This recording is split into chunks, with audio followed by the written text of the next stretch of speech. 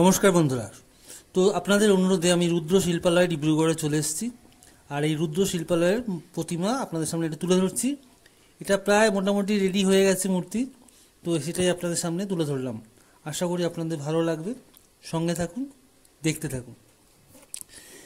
এখানকার প্রতিমার মূল বৈশিষ্ট্য হলো এরা সেই সাবেকিয়ানার মূর্তি বানায়। সাবেকিয়ানা মানে যেটা আমরা যে দেবী মূর্তি যেটা আগে থেকে দেখে আসছি সেইটাই, মানে যেটা ট্র্যাডিশনাল দুর্গা মূর্তি। খুবই সুন্দর লাগে, আমার তো খুব ভালো লাগে। এক একটা জায়গায় শিল্পীরা এক এক রকম মানে পদ্ধতিতে মূর্তি বানায় বা এক একটা ধাঁচে বানায় বা একটা স্টাইলে বানায়। তো এখানকার স্টাইলটা একটু আলাদা।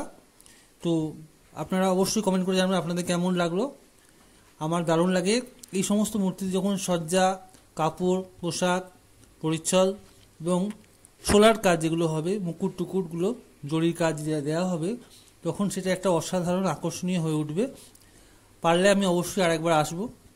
এখন মূর্তিতে মোটামুটি রং হয়ে গেছে, চোখ টোকগুলোর আঁকার কাজ চলছে। কিছু কিছু মূর্তি এখন দেখুন কাঁচা আছে। যাই হোক, যতটা পারলাম আপনাদের সামনে তুলে ধরলাম। অনেক বন্ধু অনুরোধ করেছিল যে ডিব্রুগড় রুদ্র শিল্পালয়ের মানে অসিতনগরের এই শিল্পীর কাজ আমার ভিডিওর মাধ্যমে আপনাদের সামনে তুলে ধরার জন্যে। আশা করি ভালোই লেগেছে। পুরো ভিডিওটা দেখতে থাকুন। সমস্ত মূর্তিকে আমি কভার করার চেষ্টা করেছি যতটা পেরেছি। ঠিক আছে, শিল্পীরা কাজে ব্যস্ত, তাদেরকে আমি ডিস্টার্ব করতে পারি না। তা সত্ত্বেও যেটুকু পেরেছি আমি করে নিয়ে এসেছি। দেখুন, মোটামুটি রঙের কাজ চলছে আর অলঙ্করণের কাজটা বাকি আছে। এখন হাতে সময় আছে। আজকে হলো 30 তারিখ, মানে 30শে সেপ্টেম্বর, আর 2রা অক্টোবর মহালয়া। আশা করি শিল্পীরা খুব শীঘ্রই এই মূর্তি একদম কমপ্লিট করে ফেলবে। অনেক শিল্পালয় দেখছি এখনও মূর্তি রং করার কাজ এখনও শুরু হয়নি, অনেক মূর্তি হয়েছে।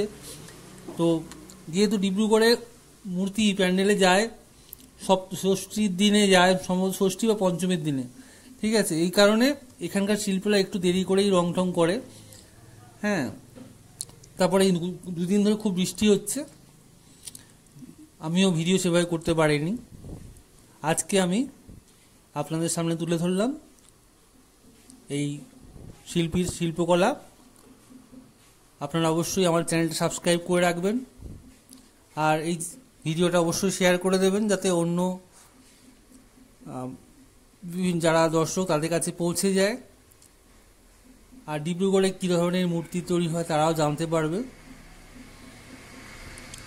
এখানে মূর্তিটা রং হয়েছে একরকম লাগছে, যখন অলঙ্করণ সম্পূর্ণ হবে তখন দেখতে কিন্তু পুরো আরও অসাধারণ সুন্দর লাগবে।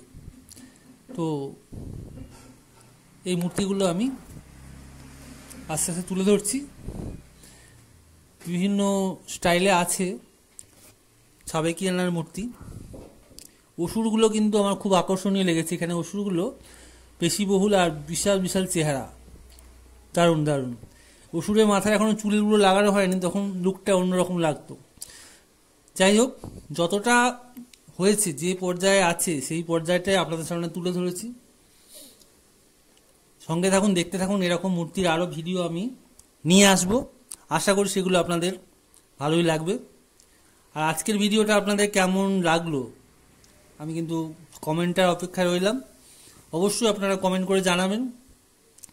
আর আমার এই ভিডিওর মধ্যে আপনারা আর কী দেখতে চান, কোথাকার প্যান্ডেল, কোথাকার ঠাকুর, আমাকে কমেন্ট করে অবশ্যই জানান। আমি চেষ্টা করব আপনাদের সামনে সেগুলো তুলে ধরার। আর এইটাতেই আমার সার্থকতা। এটা করলে আমার খুব ভালো লাগে, কারণ এই ভিডিওগুলো তুলে ধরলে না আমার মনে হয় যে আমি যেটা দেখতে পাচ্ছি আরও 5 জন সেটা দেখুক। তাহলে কি হবে, সবার পক্ষে সব জায়গায় যে এরকম মূর্তি দেখা সম্ভব না। আর মূর্তি শিল্পীদের যে কাজ সবাই সব দেখতে পারে না, কারণ একটা অঞ্চলে যতগুলো দুর্গাপুজো সবাই সবার পক্ষে কভার করা সম্ভব হয় না। আর সবগুলো দেখলেও কিন্তু সমস্ত মূর্তি দেখা হবে না, কারণ এই মূর্তিগুলো বিভিন্ন জায়গায় বিভিন্ন দূর দূরান্তে চলে যায়।